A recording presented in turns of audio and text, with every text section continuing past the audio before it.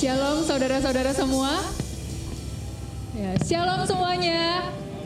Shalom, puji Tuhan. Hari ini kita mengucap syukur karena kita boleh datang bersama untuk beribadah menyembah Tuhan kita, Allah kita yang hidup. Dan saudara, kita mau persiapkan hati kita untuk datang kepada Tuhan. Saya mengundang untuk setiap kita boleh bersatu teduh. Mari miliki waktu pribadi dengan Tuhan pada pagi hari ini. Dalam saat teduh kita mengucap syukur kepada Tuhan, bagaimana Dia telah memelihara kita, bagaimana Dia Allah yang sangat baik bagi kita. Mengucap syukur untuk setiap pengampunan-pengampunannya bagi kesalahan-kesalahan kita, bagi dosa-dosa kita. Dan berdoa kiranya ibadah hari ini boleh menolong kita untuk fokus kepada Tuhan, menolong kita untuk sungguh-sungguh melihat Tuhan dalam pujian kita, dalam penyembahan kita, dalam firman Tuhan hari ini.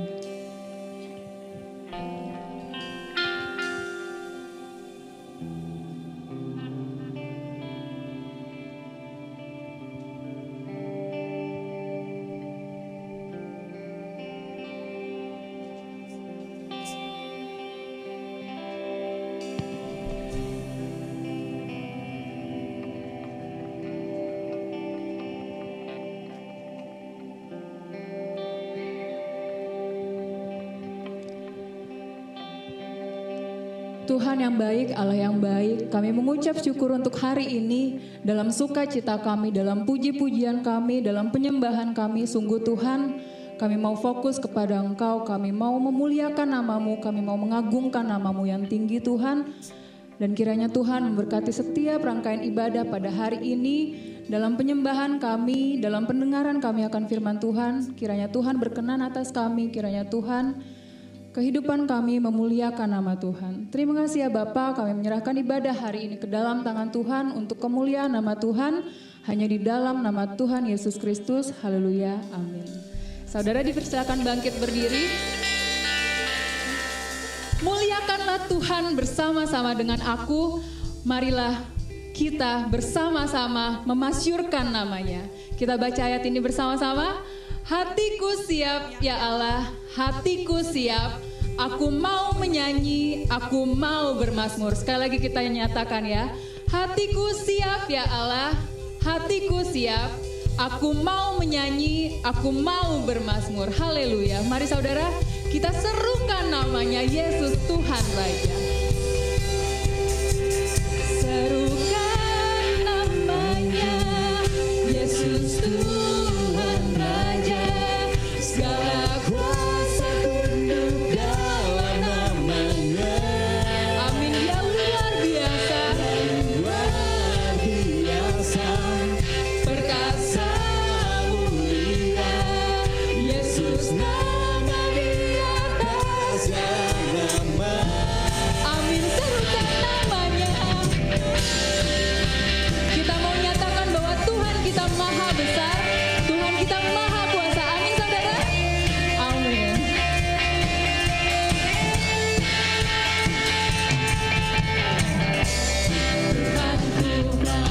Amin. Ya Tuhan kita yang maha besar, maha kuasa, Raja segala raja. Dia takkan tergoyahkan, Dia takkan terkalahkan. Dia hidup dan berkuasa. Serukan namanya, Yesus Tuhan Raja. Segala kuasa tunduk dalam namanya. Amin. Dia luar biasa, biasa, perkasa mulia. Nyatakan Yesus nama di atas segala nama. Amin. Kita nyatakan pujian kita bagi Allah kita. Dia Raja kita, Dia Tuhan kita. Nyatakan bahwa Dia Tuhan kita yang maha besar, Dia Tuhan kita yang maha kuasa. Tuhanku maha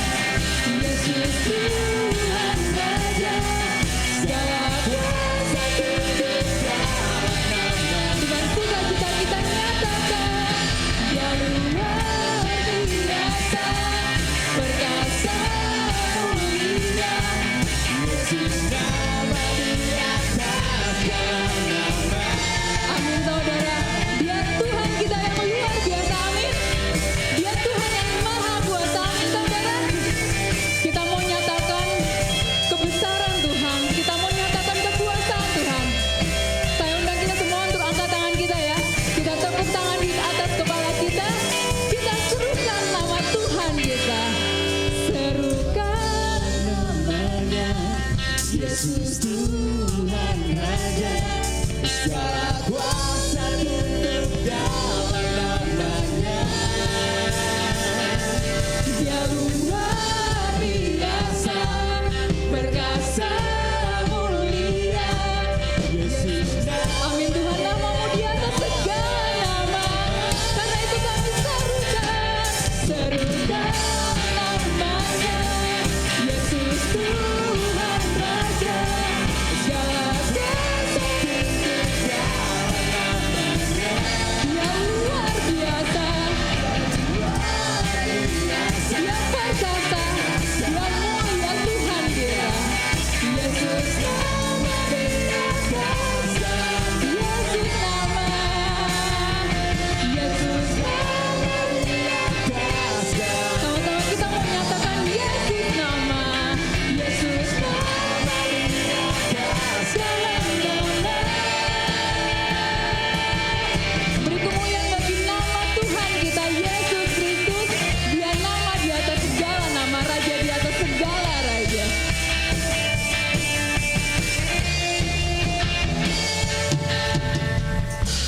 Haleluya, puji Tuhan. Kita mau melanjutkan pujian kita. Kita sebagai anak-anak Tuhan yang telah ditebus. Kita telah diutus, kita telah ditebus, dan kita mau nyatakan kasih Tuhan. Amin. Amin. Sekarang waktunya untuk kita membagikan kasih Tuhan. Sekarang waktunya untuk kita memberitakan kebenaran Tuhan kita. Kita diutus untuk berdiri teguh saudara di TLCC, di tempat ini dalam pelayanan kita. Kita diutus dimanapun kita telah ditempatkan. Mari laskar Kristus sebagai laskar kerajaan Allah, Menghalau kuasa gelap dan mengurai jiwa. Karena kita telah ditebus dengan darah-Nya yang kudus untuk pekerjaan mulia. Bersiaplah sekarang waktunya, sekarang waktunya menyatakan iman kita di tengah dunia, bahwa Yesuslah Tuhan. Berapapun harganya harus kita bayarkan, tak dapat melampaui anugerah-Nya. Sekarang waktunya, mari kita bawa kesaksian kita membawa kesaksian kita. di tengah dunia, dan tetaplah setia. Berapapun harganya harus kita bayarkan, dan lebih mulia mahkota tersedia. Amin. Mari laskar Kristus, mari setiap umat Tuhan, kita yang telah diutus, kita yang telah ditebus, kita nyatakan pujian ini.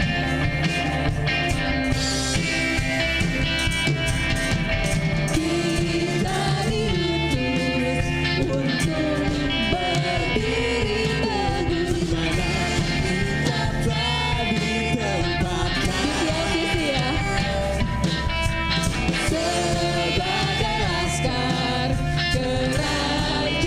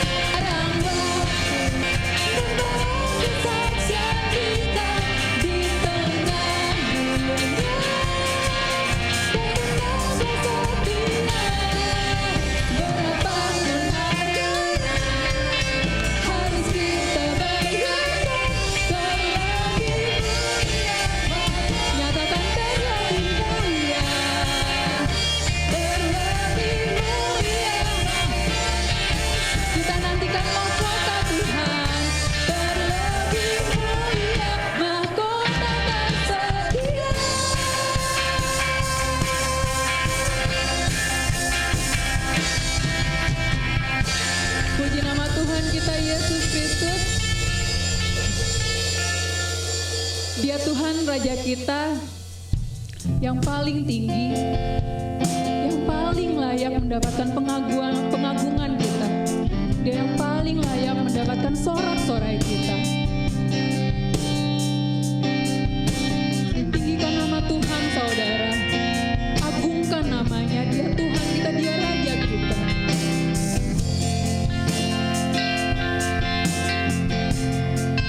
You are worthy of it all.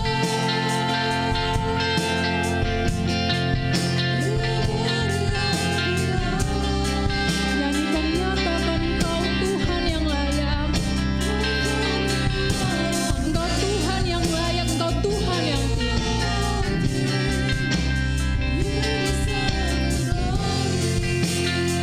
You are worthy, you are worthy of it all. You are worthy of it all.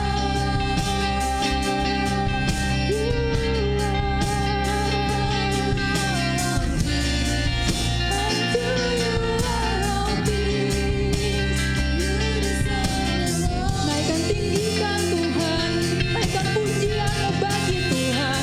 Worthy of it all. You are worthy of it all. For from you are all things, and to you are all things. You deserve it all. You are worthy. You are worthy of it all. You are worthy of it all. Ya Tuhan, Kau tinggi Tuhan.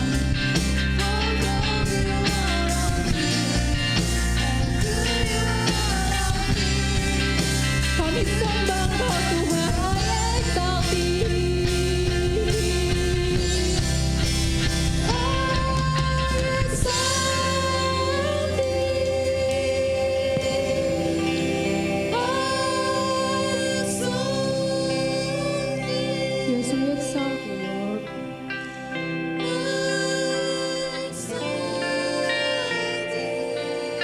Ya Tuhan kami.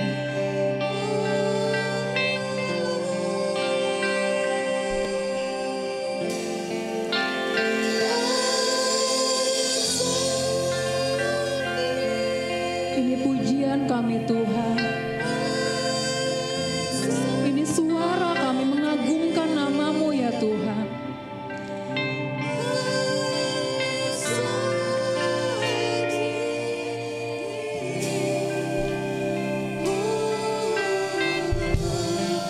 Hear our praise, Lord. I exalt Thee. I exalt Thee. I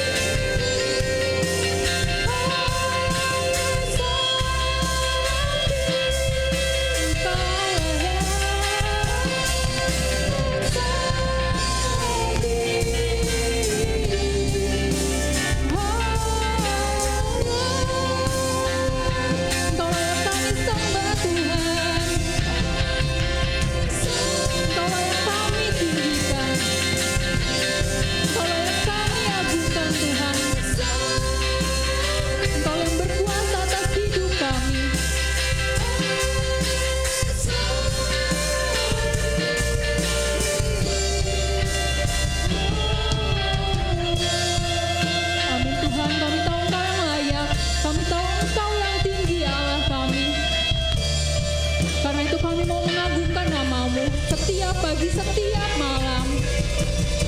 Kami mau menaikkan pujian syukur kami bagi-Mu Tuhan. Day and night, Lord. Let us listen all praise. Day and night and day, let incense arise. Let every day, let every night, let incense arise. Day and night let incense arise. Biar seluruh bumi, biar seluruh alam mengagungkan nama-Mu Tuhan.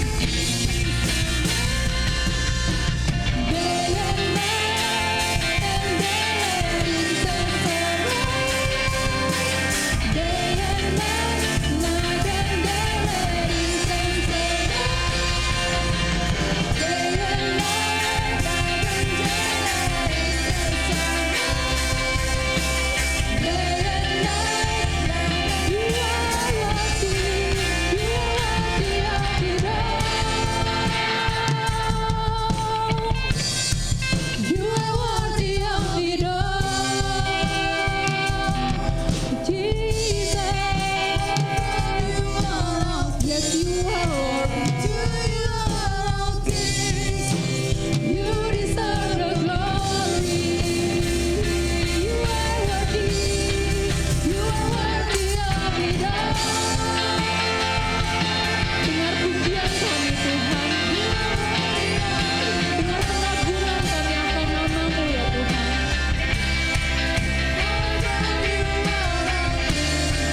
And to You are all things. You deserve the glory.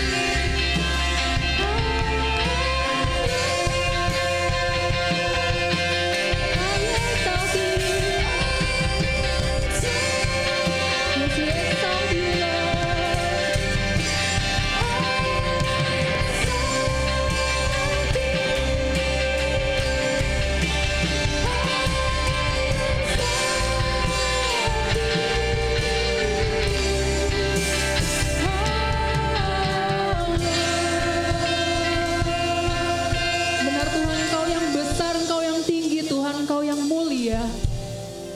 Besar dan ajaiblah karya-Mu Tuhan. Dalam kehidupan kami, sungguh kami merasakan kasih-Mu. Dalam kehidupan kami, sungguh kami merasakan kebaikan-Mu ya Tuhan. Kiranya Engkau lihat setiap kami ya Bapa satu persatu. Pujian kami untuk kemuliaan nama-Mu Tuhan. Suara kami untuk mengagungkan nama-Mu ya Bapa. Mari saudara kita nyatakan betapa besar, betapa ajaib karya Tuhan.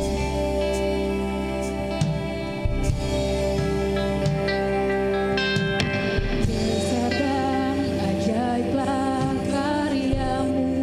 Nyatakan bahwa Dia agung. Kita tahu Dia Allah yang mulia, Dia Allah yang benar. Raja segala bangsa yang maha kuasa, mulia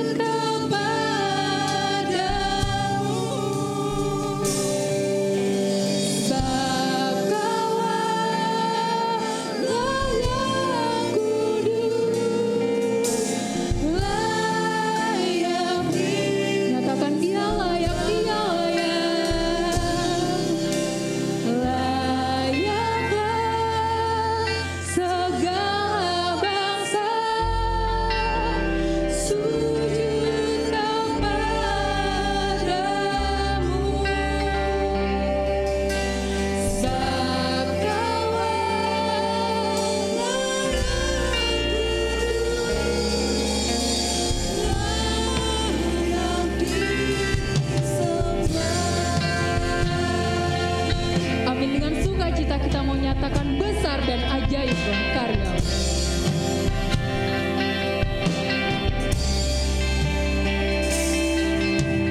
Besar dan ajaiblah karya-Mu. Benar ya Tuhan, agung dan benarlah jalan-Mu. Raja segala bangsa yang maha kuasa, mulia nama-Mu. Layaklah segala bangsa sujud kepadamu.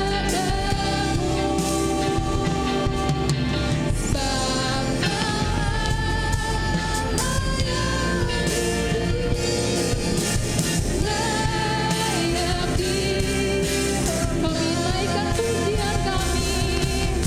Layaklah segala bangsa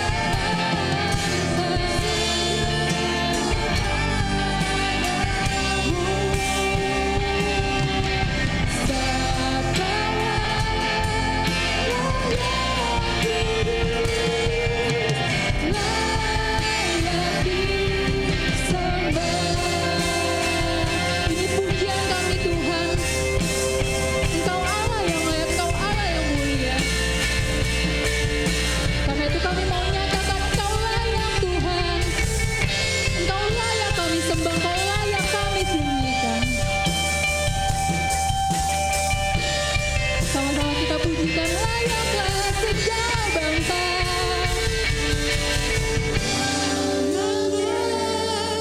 Segala bangsa Sujud kepadamu. Bapa layak kudus,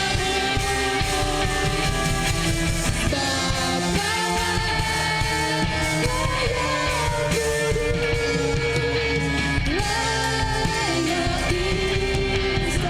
disembah. Pujian kami. Layaklah segala bangsa. Ini kami Tuhan, kami yang sujud, kami yang menyembah-Mu ya Yesus. Bapa layak kudus, layak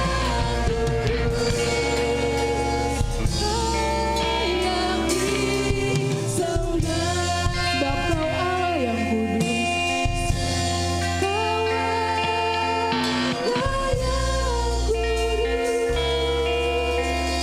layak disembah.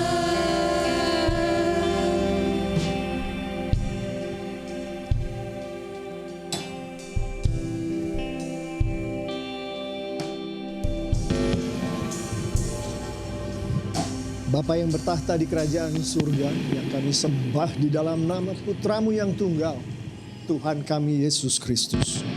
Kami bersyukur Bapa, Engkau izinkan kami untuk bersama-sama sebagai tubuh-Mu memuliakan nama-Mu Bapa melalui ibadah kami. Oh Bapa, teruslah Bapa, Engkau urapi kami semua. Kekasih-kekasih-Mu di gereja-Mu TLCC ini, dengan Engkau izinkan kami untuk melanjutkan ibadah ini dengan mendiskusikan, memikirkan, bahkan menghidupi firman-Mu. Bapa, pada hari ini izinkanlah kami untuk membaca firman-Mu ini dari Matius 3. Di mana di situ Engkau katakan Bapa, yang adalah ayat emas kami, bertobatlah. Kerajaan surga sudah dekat. Terima kasih Bapa, Engkau berbicaralah di dalam nama Tuhan Yesus Kristus. Haleluya. Amin. Mari kita beri kemuliaan untuk Tuhan, untuk worship team TLCC kita. Silakan duduk, jemaat yang sangat dikasihi oleh Tuhan Yesus. Banyak hal luar biasa terjadi setiap akhir pekan di gereja Tuhan TLCC ini. Antara lain kunjungan-kunjungan yang dilakukan oleh CG-CG untuk datang ke rumah-rumah, baik itu rumah jemaat TLCC maupun simpatisannya maupun yang bukan TLCC. Kita beri kemuliaan untuk Tuhan untuk itu, bukan? Jangan ragu-ragu. Saya lihat foto-fotonya luar biasa kunjungan-kunjungan itu. Juga ada pertemuan-pertemuan CG. Baik itu pertemuan CG yang CG-nya boleh kita katakan dalam tanda kutip CG permanen kita, maupun pertemuan kelompok-kelompok kecil lainnya. Saya juga melihat foto-fotonya, wajah-wajah yang penuh dengan sukacita. Kita boleh berbagi pengalaman, berdoa bersama-sama, berbicara akan kebesaran Tuhan bersama-sama, memuliakan Tuhan melalui firman Tuhan, nyanyian. Kita beri kemuliaan Tuhan untuk CG-CG di TLCC.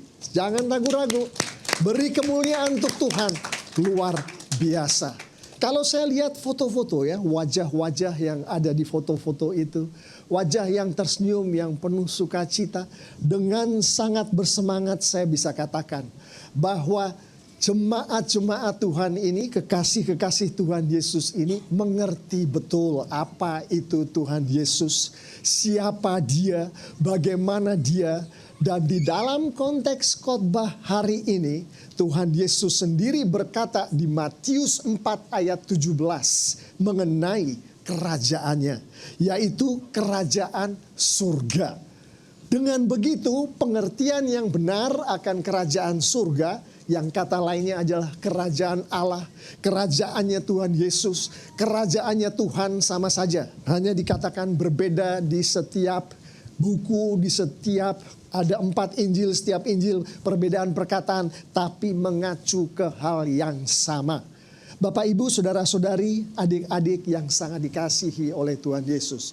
Di tempat-tempat yang kita kunjungi, di care group kita, siapa Yesus? Kerajaan surga itu apa? Sudah jelas. Makanya sukacita ada di situ. Tapi Tuhan menghendaki kita untuk jangan berhenti di kunjungan di dalam gereja kita. Untuk jangan berhenti dengan fellowship di care group kita. Jangan hanya berhenti di situ. Karena masih banyak lagi di luar fellowship kita orang-orang yang tidak tahu siapa Yesus itu, tidak mengerti kerajaan surga atau kerajaan Allah itu apa. Siapa yang bertugas untuk menyampaikan mengenai pengertian yang memberkati ini? Alkitab katakan setiap jemaat Tuhan bertugas untuk melakukan itu. Amin. Oke, puji Tuhan. Nah, sekarang kita lihat nih. Kita melongok sedikit, keluar rumah tangga kita, keluar CG kita. Ada orang yang bergumul di dalam tempat pekerjaannya. Entah itu pergumulannya mungkin tempat pekerjaannya tidak seperti yang dia harapkan. Karena banyak sekali perselisihan di situ. Atau apa yang dia harapkan sesuai dengan job description dan segala macam peraturan di perusahaan itu tidak sesuai dengan apa yang dia alami. Sehingga akhirnya dia depres. Akhirnya dia kerjanya jadi nggak sungguh-sungguh. Akhirnya dia bergumul di dalam kehidupannya karena pekerjaannya.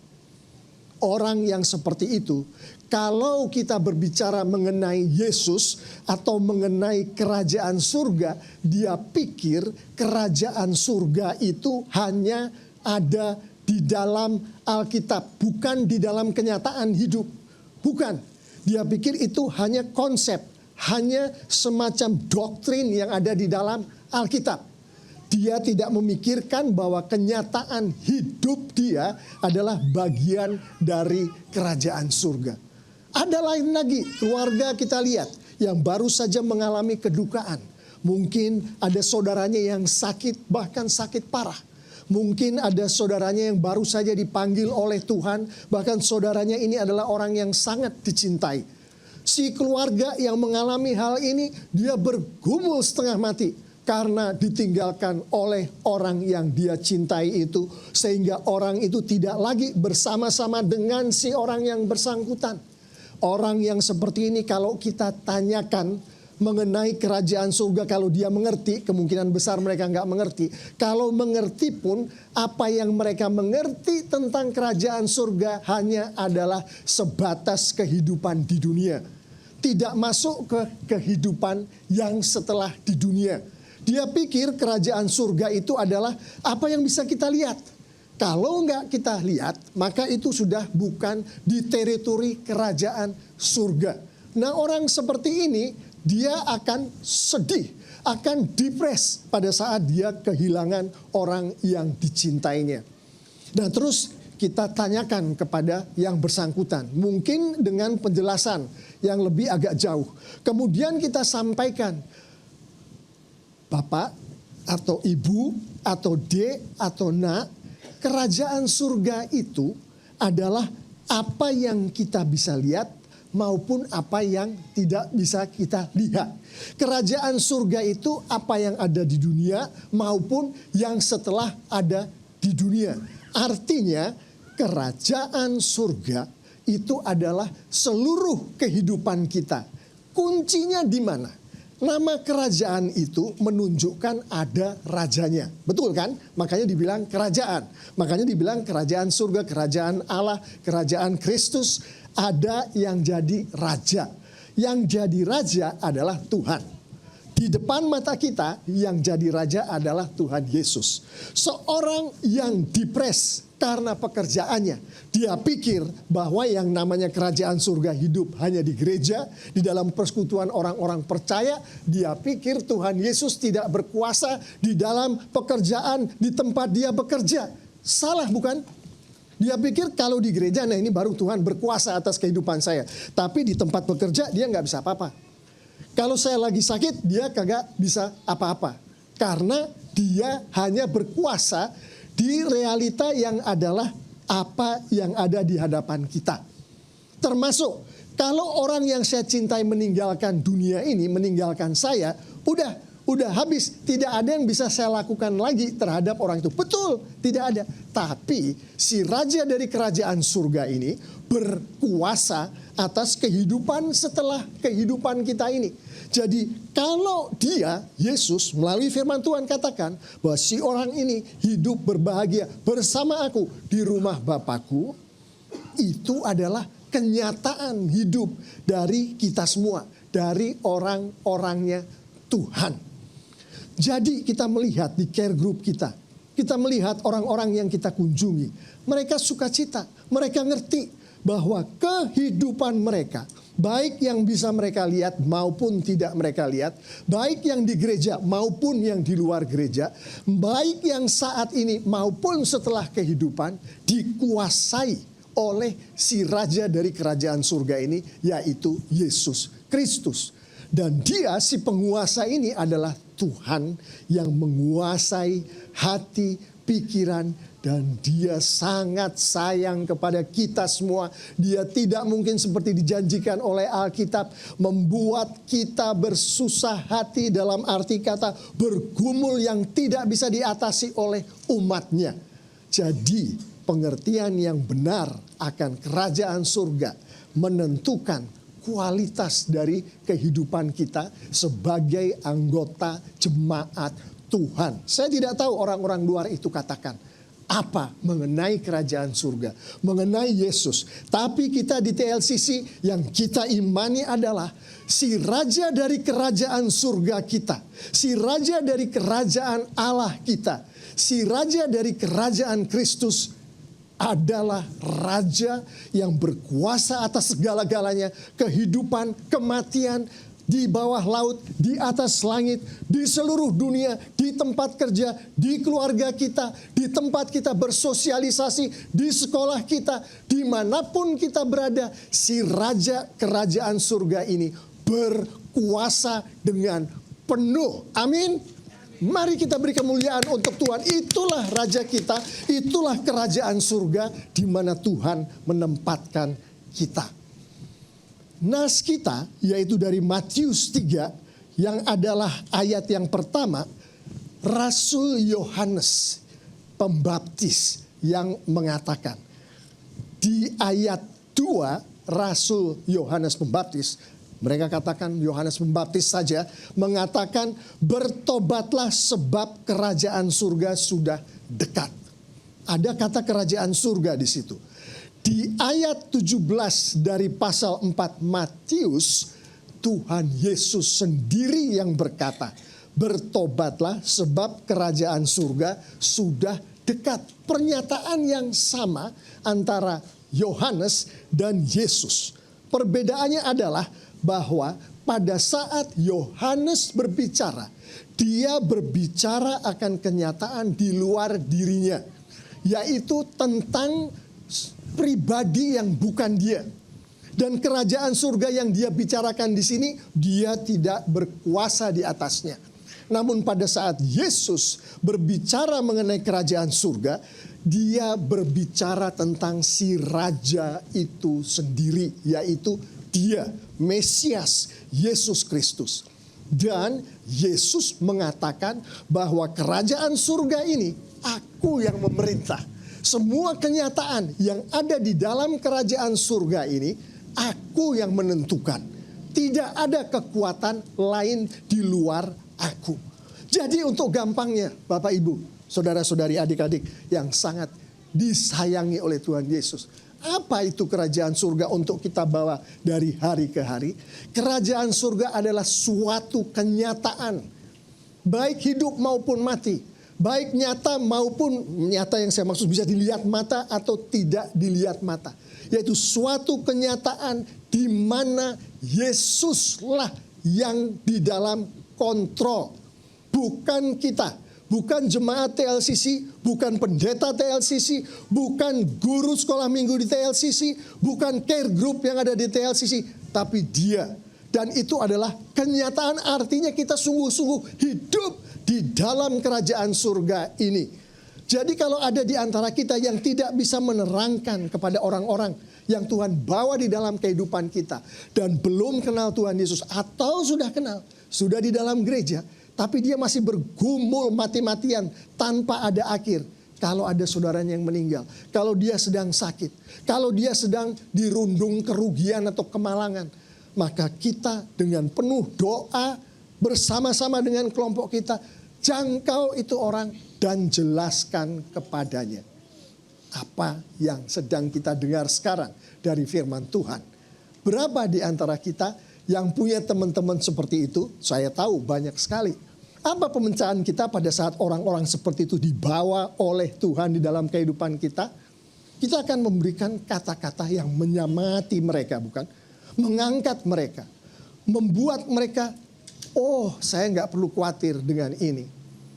Apakah cukup seperti itu? Firman Tuhan katakan, bukan itu pemecahannya. Gampangnya, kalau ada orang seperti itu di luar CG kita, ajak masuk ke dalam CG kita.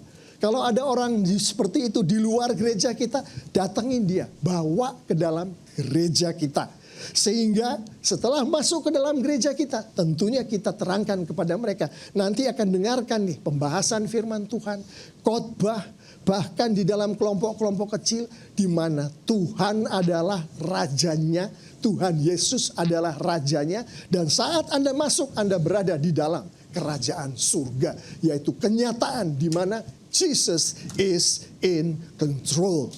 Dan bawa mereka ke dalam care group, bawa mereka ke dalam gereja itu. Nah, Tuhan Yesus memiliki suatu pernyataan yang sangat-sangat penting yang saya akan bacakan, yaitu dari Lukas 17 ayat 21.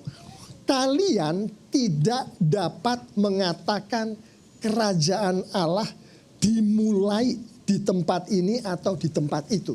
Artinya pada saat si orang termaksud yang kita ajak itu masuk ke dalam CG kita, masuk ke dalam gereja, dia berada di dalam, dia yang akan bisa melihat yang namanya kerajaan surga itu, dia tidak bisa melihat.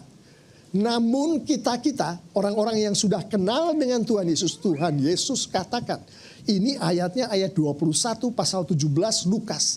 Karena kerajaan surga, kerajaan Allah ada di dalam diri kita masing-masing. Lukas 17 ayat 21.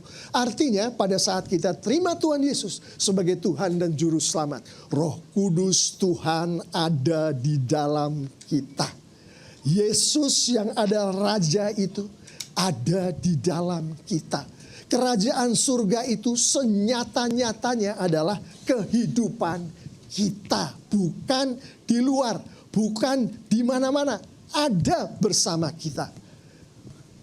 Ingat, Yohanes mengatakan kalimat yang sama dengan yang dikatakan oleh Yesus.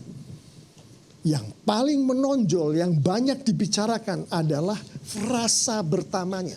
Frasa pertamanya adalah bertobatlah. Apa hubungannya bertobatlah dengan kerajaan surga? Hubungannya adalah tanpa bertobat, tanpa frasa yang pertama, seluruh kalimat itu nol. Nggak mungkin bisa terjadi. Jadi kalau tidak ada pertobatan, kerajaan surga itu tidak bisa dialami oleh mereka yang tidak bertobat. Makanya Yohanes katakan itu. Makanya Yesus katakan itu. Tahukah kita bahwa ajaran Tuhan Yesus yang pertama pada saat Tuhan Yesus masuk ke dalam pelayanannya, pelayanan Tuhan Yesus itu dimulai setelah dia dibaptis oleh Yohanes. Ajaran yang pertama adalah seperti Matius 4 katakan, bertobatlah. Itu perintah yang pertama. Kenapa begitu penting perintah pertama bertobatlah itu bagi Yesus? Karena tanpa itu yang lain tidak ada.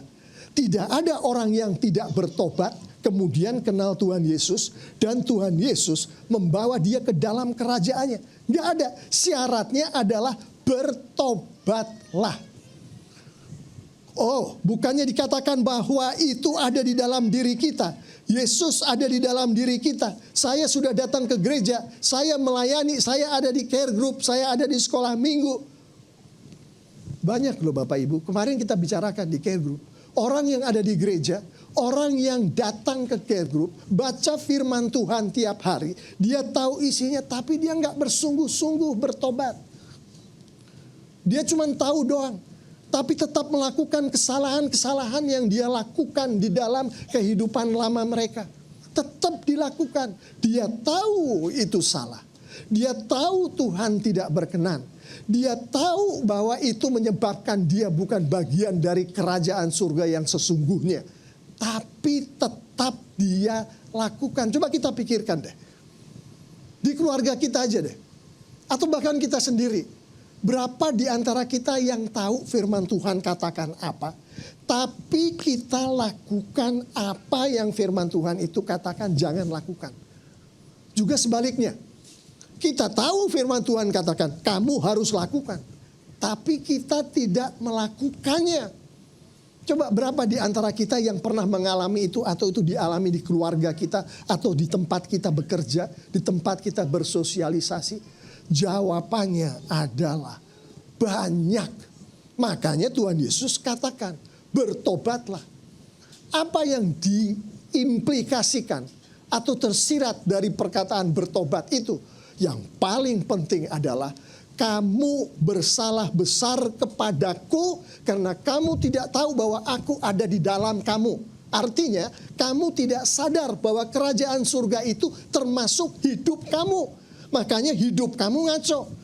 Tuhan bilang lakukan, kamu tidak lakukan. Tuhan bilang jangan lakukan, kamu lakukan. Makanya Tuhan bilang bertobatlah karena itu. Pertama karena itu. Dan kata sudah dekat di dalam kalimat Yohanes maupun Kristus tadi sebetulnya bukan hanya sudah dekat. Dia ada di dalam kita. Bayangkan saja si raja yang ada di dalam kita. Yang mana sebetulnya diri kita adalah bagian dari kerajaannya. Kita dengan sengaja maupun tidak sengaja, maupun dengan cara manipulasi, maupun dengan cara apapun, melakukan tindakan-tindakan yang harusnya dia mau kita bikin, kita nggak bikin. Yang harusnya dia mau kita tidak bikin, kita bikin. Bayangin kalau kita rajanya. Seperti apa? Makanya dia bilang bertobatlah. Itu adalah ajaran yang paling pertama. Perintah yang paling pertama yang Tuhan Yesus katakan kepada seluruh jemaatnya di seluruh dunia. Termasuk kita semua yang ada di TLCC hari ini. Kita terima itu? Kita terima bukan? Amin bukan? Berat loh itu. Kalau kita mengamini itu berat sekali. Kenapa? Mari kita bicara lebih dalam sedikit mengenai apa yang Tuhan Yesus maksudkan dengan bertobat. Yang bahasa Yunaninya adalah metanoeo. Artinya itu berubah pikiran. Berubah pikiran itu artinya tadinya kita begini, terus kita berbalik dari yang begini jadi begitu gitu, berubah pikiran. Yang bahasa Alkitabnya dijabarkan seperti berikut. Berubah pikiran, bukan hanya berubah pikiran. Kalau itu metanoeo, itu termasuk menghidupi perubahan pikiran itu. Dari hidup di dalam dosa. Apa hidup di dalam dosa tadi? Yang Tuhan mau kita nggak bikin, yang Tuhan nggak mau kita bikin. Itu termasuk kehidupan di dalam dosa. Dari hidup dalam dosa ke hidup meninggalkan dosa-dosa itu. Artinya apa? Bikin yang Tuhan mau. Jangan bikin yang Tuhan kagak mau. Meninggalkan dosa-dosa. Hidup meninggalkan dosa-dosa untuk bergerak menuju kepada si Raja yang menguasai diri kita. Supaya yang menguasai diri kita yaitu Yesus Kristus dipermuliakan melalui perubahan pikiran ini. Itu. Dan Tuhan tahu bahwa bertobat itu berat sekali. Dia kasih perwujudan dari bertobat ini di dalam firman Tuhan.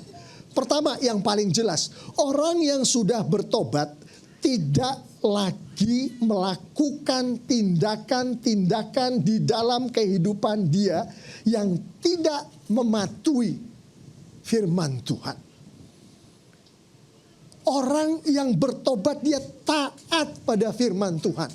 Itu satu. Kedua, perwujudannya adalah orang yang sudah bertobat itu dia mengakui sepenuhnya tanpa pertanyaan, tanpa menoleh ke kiri ke kanan bahwa si Raja itulah yang berkuasa atas kehidupan si orang yang bertobat ini. Bahwa si Raja itu, si Yesus Kristus itulah yang memegang kendali daripada kehidupan dari orang-orang yang bertobat.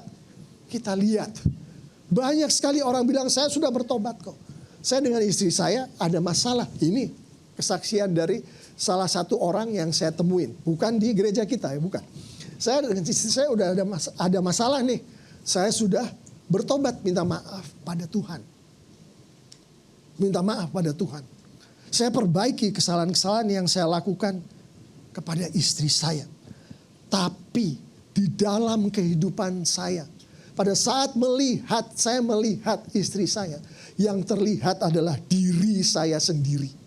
Di mana saya bisa menunjukkan kepada diri saya sendiri bahwa semuanya itu oke. Saya in control, saya pegang kontrol di dalam keluarga saya.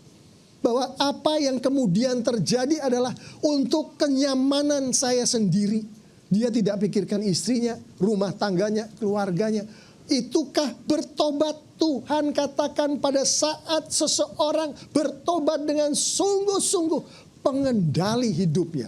Orang atau pribadi satu-satunya yang dia muliakan, motif satu-satunya adalah Tuhan. Makanya itu Kristus katakan adalah berat sekali untuk bertobat ini. Dilanjutkan Alkitab menunjukkan mengenai pertobatan ini, karakteristik dari pertobatan yang dimaksudkan oleh Tuhan Yesus. Karakteristik pertama adalah bahwa pertobatan itu melibatkan kecerdasan kita. Bukan hanya melibatkan perasaan.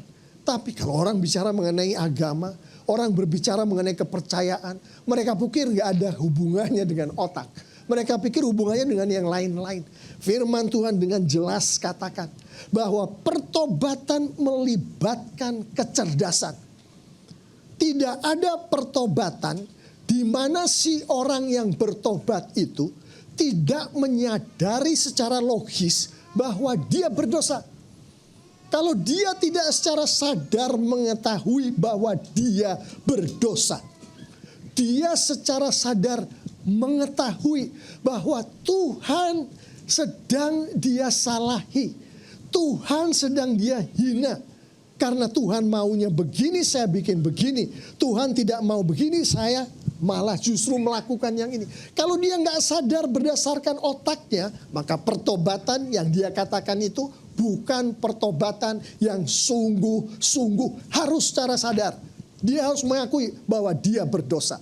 Dan dosa itu bukan karena istrinya, bukan karena anaknya, bukan karena bosnya, bukan karena anak-anak bawahnya atau anak-anak asuhannya, tapi karena dia sendiri yang berdosa terhadap Tuhan. Nomor satu, pertobatan sejati melibatkan kecerdasan.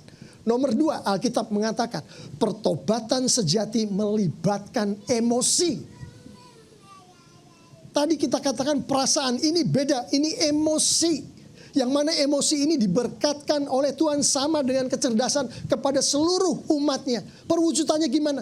Karena seseorang bertobat, tapi dia sedihnya atau emosi yang keluar adalah karena, oh nanti kalau saya bertobat saya akan dihukum. Termasuk tidak diberkati, termasuk tidak memperoleh kehidupan yang kekal. Itu bukan emosi yang dikatakan oleh Alkitab. Alkitab mengatakan seorang yang bertobat hatinya hancur karena dosa yang dia lakukan. Hatinya hancur karena dia tahu papinya yang sangat mencintai dia lecehkan dengan tidak ikut perintah papinya. Emosi terlibat di situ. Dan emosi yang paling penting adalah karena dia menyadari bahwa hubungannya dengan papinya, yaitu Tuhan Yesus, menjadi retak karena dia berdosa. Makanya pertobatan yang tidak mengarah ke arah emosi si orang yang bertobat ini untuk bersedih karena dosa, untuk bersedih karena hubungannya dengan Tuhan retak, bukan pertobatan sejati. Kita harus ngerti itu. Karena banyak orang yang bilang bertobat, air mata bercucuran, nangis-nangis di gereja. Sampai rumah dia kagak peduli kalau hubungannya dengan Tuhan baik atau enggak.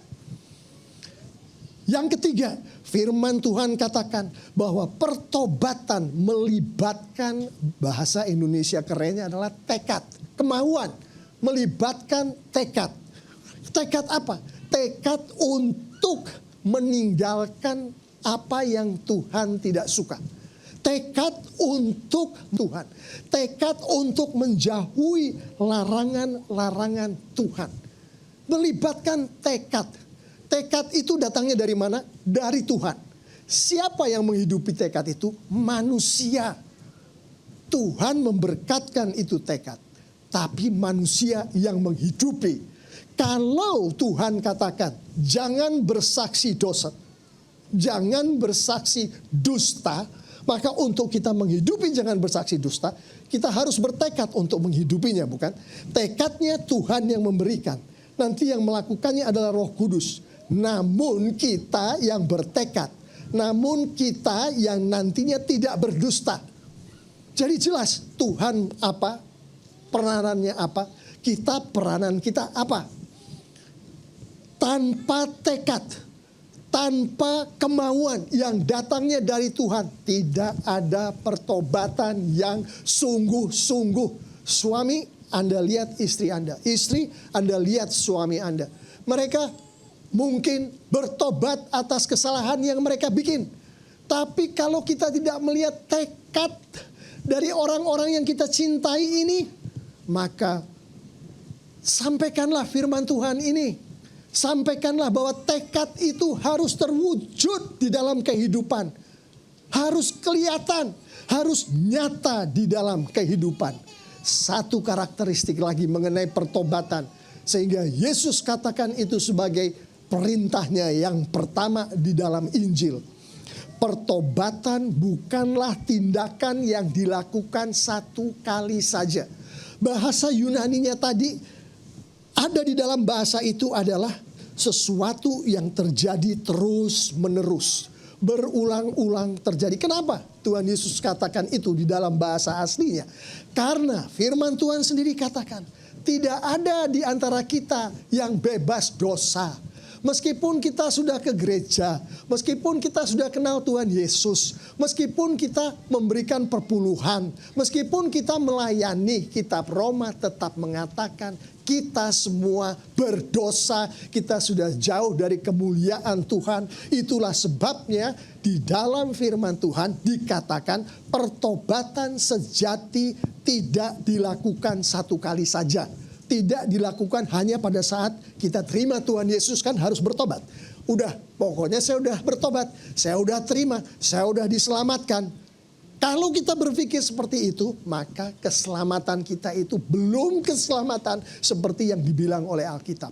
Karena Alkitab katakan bahwa ini dari mulut Tuhan Yesus sendiri. Pada saat Tuhan Yesus berkata, bertobatlah, kerajaan surga sudah dekat. Kata bertobat di sini adalah berulang-ulang, setiap hari.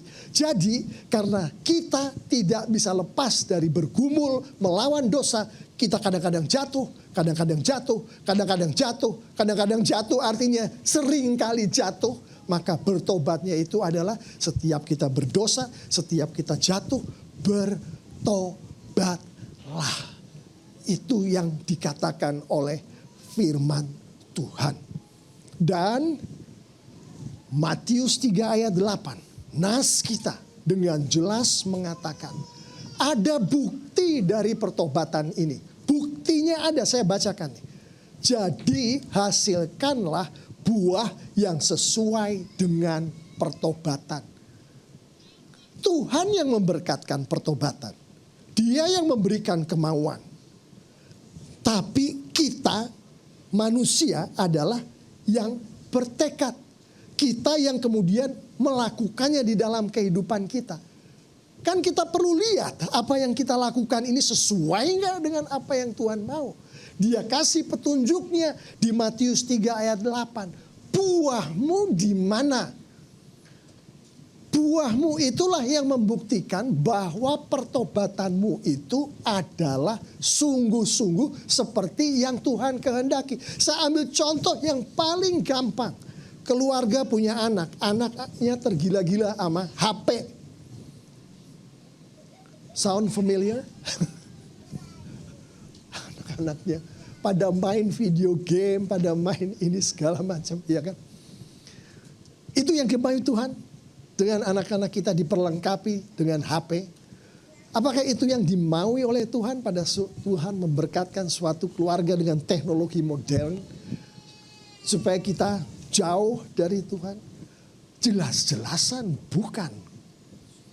Kalau dikatakan bahwa keluarga nih, saya ngomongin keluarga nih, bukan anak-anak nih ya. Keluarga itu mengatakan dia bertobat karena dia tidak seperti yang Tuhan kehendaki. Sementara dia ini nebeng di kerajaannya Tuhan, iya kan? Maka buahnya akan terlihat dong.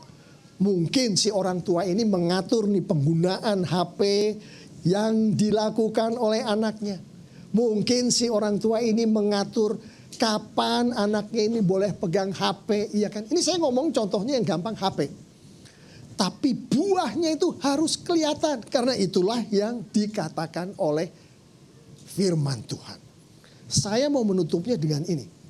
Bukan hanya firman Tuhan menunjukkan bagaimana kita tahu bahwa pertobatan itu sungguh-sungguh. Sehingga kita tahu bahwa kerajaan surga sungguh-sungguh kenyataan di dalam kehidupan kita. Firman Tuhan juga katakan kalau tidak sungguh-sungguh. Kalau buah itu tidak tampak, itu bahasa sederhananya. Kalau perubahan di dalam keluarga itu tidak tampak.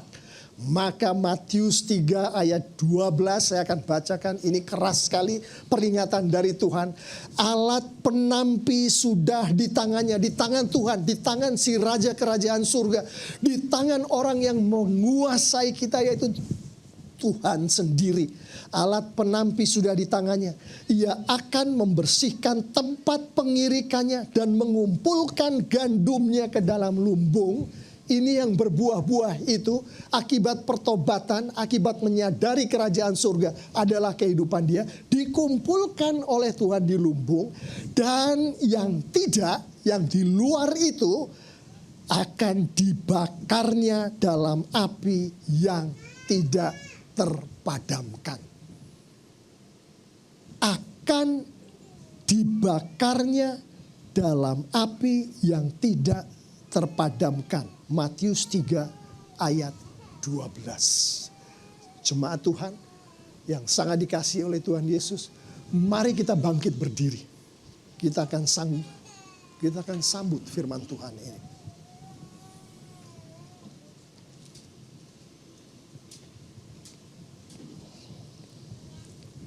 Bapa yang bertahta di kerajaan surga, Terima kasih Bapa, begitu jelas Engkau menunjukkan kepada kami firman-Mu yang jelas. Namun secara tersirat dan kami tangkap dengan jelas kasih-Mu yang begitu luar biasa itu Bapa. Engkau baru saja melalui renungan ini tunjukkan kepada kami. Oh Bapa, biarlah Roh Kudus-Mu saja dan hanya Roh Kudus-Mu saja yang bekerja di dalam kami saat ini. Pada saat kami mendengarkan firman-Mu ini. Sehingga apa yang baru saja kami tangkap Bapa, biar menjadi kenyataan hidup kami. Kerajaan surga itu adalah kenyataan kami. Rajanya itu Engkau Bapa, Tuhan Yesus adalah Raja kami. Biarlah Bapa, hari ini Engkau semakin memperkuat, semakin memperjelas. Itulah yang sedang Engkau sampaikan, itulah yang Engkau kehendaki untuk menjadi kenyataan. Saat ini juga Bapa, biarlah Engkau berbicara kepada jemaat yang sangat Engkau kasihi di gereja-Mu TLCC yang Engkau kasihi ini Bapa. Bahwa di dalam kehidupan mereka masih banyak orang yang tidak tahu siapa Yesus. Masih banyak orang yang tidak tahu mengenai kerajaan surga. Masih banyak orang yang salah mengerti bahwa kerajaan surga adalah kenyataan. Dan biarlah Bapak Engkau pakai setiap jemaat-Mu ini Bapak. Dengan kekuatan yang hanya dari Roh Kudus-Mu saja. Untuk boleh berbagi akan firman-Mu ini. Untuk boleh Engkau pakai Bapak. Untuk boleh Engkau mempermuliakan diri-Mu melalui gereja-Mu TLCC ini. Melalui setiap care group-Mu yang ada di gereja-Mu TLCC ini. Melalui setiap kelas-kelas sekolah minggu-Mu yang ada di TLCC ini. Melalui setiap keluarga lepas keluarga yang adalah milik-Mu.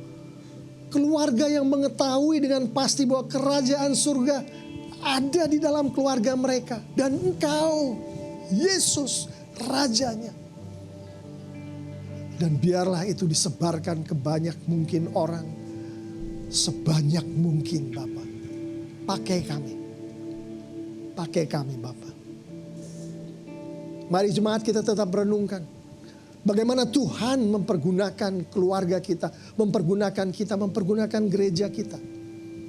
Dalam konteks kerajaan surga ini. Dalam konteks si Raja ini dipermuliakan. Saya mengimani saat kita merenungkan, kita tahu wajah-wajah bermunculan. Situasi-situasi bermunculan. Bahkan mungkin wajah-wajah ini secara pribadi kita kasihi. Situasi-situasi itu terjadi dalam keluarga kita. Terjadi di tempat kerja kita. Terjadi di sekolah kita. Oh Tuhan, Kau tunjukkan Bapa bahwa Engkaulah Raja. Tunjukkan Bapa bahwa kerajaan surga ini milik-Mu. Dan izinkanlah kami untuk menghidupinya. Terima kasih Bapa. Mari jemaat yang sangat dikasihi oleh Tuhan Yesus, kita katakan di dalam hati kita bersama-sama. Di dalam hati kita puji Tuhan. Kita katakan dalam hati kita haleluya. Kita katakan di dalam hati kita terima kasih Tuhan. Kita katakan di dalam hati kita di dalam nama Tuhan Yesus Kristus. Mari kita katakan bersama-sama. Kita katakan bersama-sama secara keras. Amin. Amin. Beri kemuliaan pada Tuhan. Amin. Saudara, kita menantikan kerajaan surga yang nyata. Kita menantikan kerajaan surga pada saatnya nanti ketika Tuhan datang pada kedua kalinya. Dan bahkan ketika saat ini mungkin kita merasa ragu karena ada dosa yang kita simpan. Datanglah karena Tuhan menanti, anugerahnya cukup bagi kita. Kita responi firman hari ini lewat pujian Amazing Grace.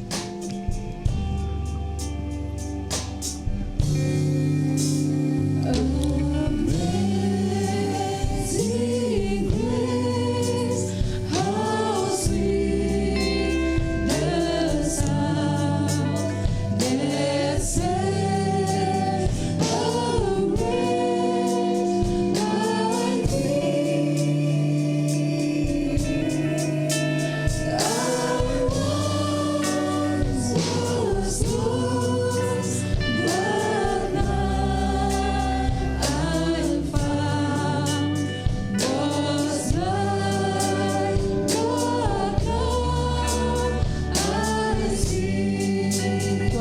Praise the song.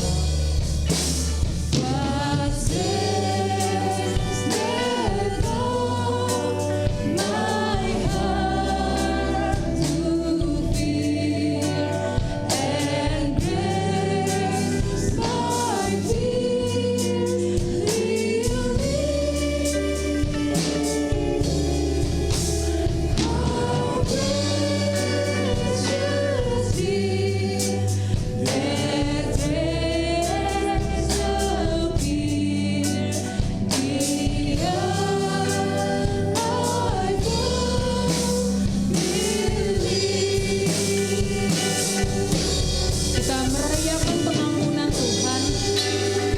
Kita merayakan kebaikan Tuhan. Kita merayakan anugerah Tuhan yang luar biasa bagi kita.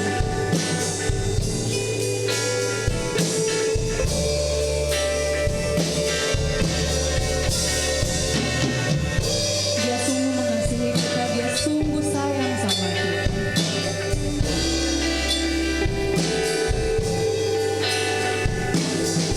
Sangat besar anugerah-Mu Tuhan. Kita pujikan sangat besar. Sangat besar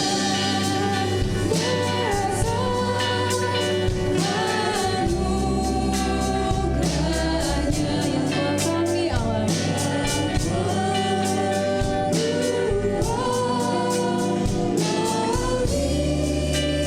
Kami tahu kami sesat Tuhan.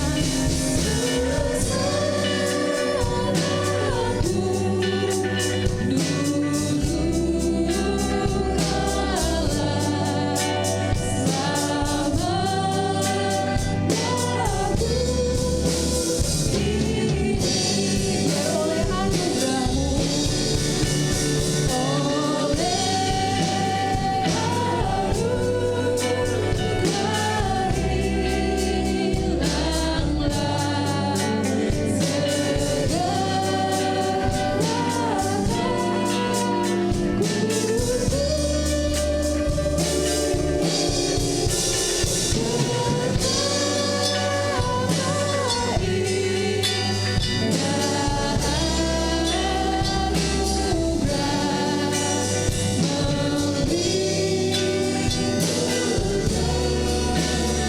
yang menjadi jaminan kita di rumah Bapa yang bakar.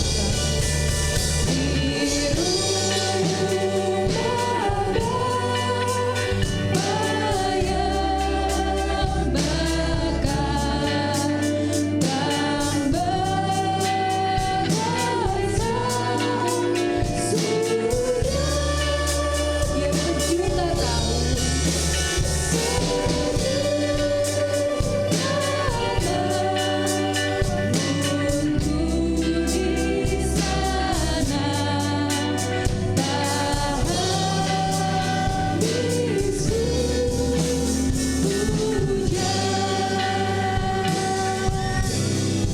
Amin.